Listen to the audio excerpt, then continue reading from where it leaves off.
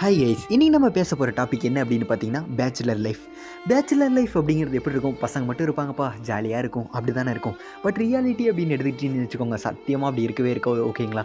So பசங்க தான் என்னதான் இருந்தாலும் கூட ஒரு விஷயம் என்னென்னா, பசங்களோட இருக்கும்போது டென்ஷன் இருக்காது, ஜாலியாக இருக்கும். ஓகேங்களா? ஸோ எல்லா டைமும் அதே மாதிரி இருக்கும் அப்படின்னா சத்தியமாக கிடையாது. ஓகேங்களா? ஸோ நம்ம இப்போ வீட்டில் இருக்கோம், இப்போ பார்த்தீங்கன்னு வச்சுக்கோங்க, டிப்ரெஷனாக இருக்குது. ஓகேங்களா?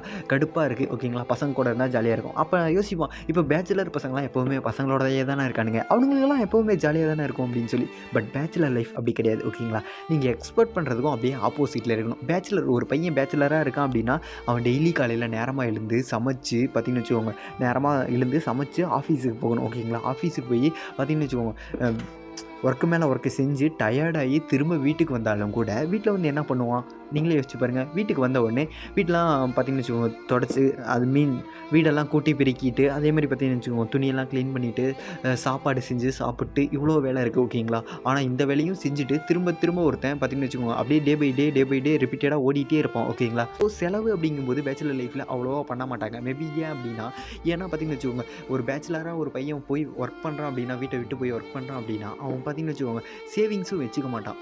வர்ற காசில் பார்த்தீங்கன்னு வச்சுக்கோங்க பாதி அப்படியே வீட்டுக்கு அமிச்சிட்டு அவனோட தேவைக்கு மட்டும். பட் பார்த்தீங்கன்னு வச்சுக்கோங்க ஹவுஸ் ரெண்ட்டுக்கு எடுத்துகிட்டு சாப்பாட்டு கூட பார்த்தீங்கன்னு வச்சுக்கோங்க சிக்கனமாக பண்ணி வச்சு தான் சாப்பிடுவாங்க. அதுவும் அந்த பார்த்தீங்கன்னு வச்சுக்கோங்க அந்த கடைசி மாதம் அப்படின்லாம் சொல்லுவாங்க. ஓகேங்களா? வீக்கெண்டுப்பா அப்படின்னு சொல்லுவாங்க. அந்த வீக்கெண்ட்லாம் பார்த்தீங்கன்னு வச்சுக்கோங்க மாத கடைசிலாம் ரொம்ப கஷ்டத்துக்கு போயிடும். ஏன்னா இருக்க காசை கொஞ்சம் கொஞ்சமாக செலவு பண்ணும். தேவையில்லாத எந்த செலவும் பண்ணிடக்கூடாது. அப்படி பார்த்து செலவு பண்ணும். சின்ன வயசில் சந்தோஷமாக இருக்கும். பட் பெருசானா ரொம்ப சந்தோஷமாக இருக்கலாம் அப்படின்னு நினச்சிருப்போம். பட் பேச்சுலராக வாழ்கிறோம் அப்படின்னா அங்கே தாங்க கஷ்டமே. ஓகேங்களா? வீட்டை விட்டு வீட்டுக்கு எப்படா போவோம் அப்படின்னு சொல்லி ஒரு சைடு, வீட்டுக்கு போயிட்டா ஐயோ லீவ் போட்டு வீட்டுக்கு போயிட்டா சம்பாரிச்சு எப்படா வீட்டை காப்பாற்றுறது அப்படின்னு ஒரு சைடு பார்த்தீங்கன்னு வச்சுக்கோங்க, அண்ணன் தம்பி கல்யாணம், தங்கச்சி கல்யாணம் அப்படி இப்படின்னு சொல்லிட்டு 1008 செலவுங்க. ஓகேங்களா? நம்ம கொடுக்குற காசெல்லாம் வச்சு அந்த செலவு இந்த செலவு, அதுவும் நம்ம லோனு அந்த லோனு இந்த லோனு எல்லாம் வாங்கி போட்டு ஐயோ தலைக்கு மேலே இந்த வேலையே பிடிக்கல அப்படின்னா கூட பல்ல கடிச்சிட்டு செஞ்சு தான் ஆகணும் அப்படின்னு செய்கிற ஒவ்வொருத்தரும் பார்த்தீங்கன்னு வச்சுக்கோங்க பேச்சுலர் தான். ஓகேங்களா?